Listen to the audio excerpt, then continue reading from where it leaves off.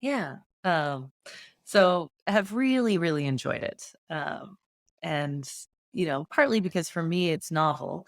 Um, but that for even for me during the pandemic, all this like, you know, talking head to talking head, Yeah. faces on the screen got really depleting. Yeah.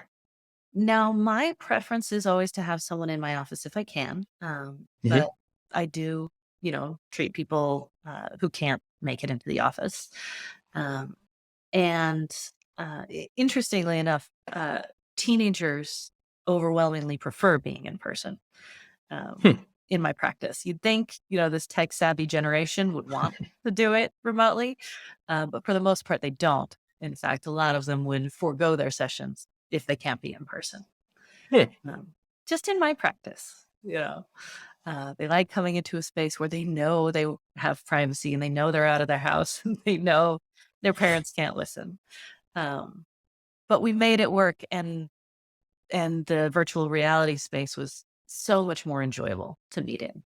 Uh, it provided some areas of interest, right? So Hmm. being able to explore the different environments uh, is a great way to engage. But I used it with people who I had pre-existing relationships with. So I wasn't Hmm. that beginning phase of therapy where I could see it being really helpful, right? With the new teen client, um, to kind of walk and talk in the virtual space to explore as a way of them getting more comfortable Hmm. in Hmm. a therapeutic relationship.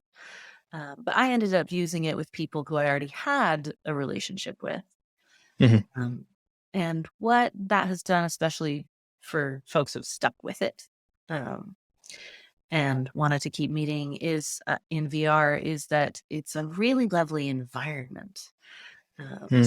So the fact that you can hear nature noises is big, and the fact that the screen is full of visual interest, right? Uh, and that it's not a person's face, because a person's face for a lot of autistic people is one of the most overwhelming things that there is, Hmm. because of all the different ways that emotion is communicated through the face. So to just strip that away, to be able to hear each other's voices, to be able to have these little avatars that are moving together through the space, or just sitting together Hmm. talking, Hmm. and to be able to hear the noise of the wind, and the noise of birds, and the noise of water, is very soothing when you think about what's bad about high school. Right, the worst thing about high school is probably its physical structure, Hmm. and because what humans need is a lot of nature.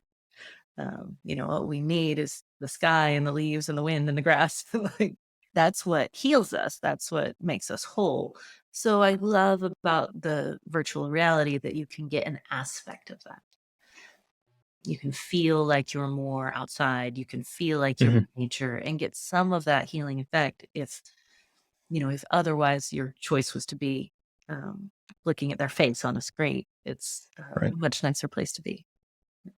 Not quite the real thing, but It's at not quite least, the real thing. And that's yeah. why, in my mind, reality always has a place, but it's the reality of finding nature is what people need. Yep. Yeah.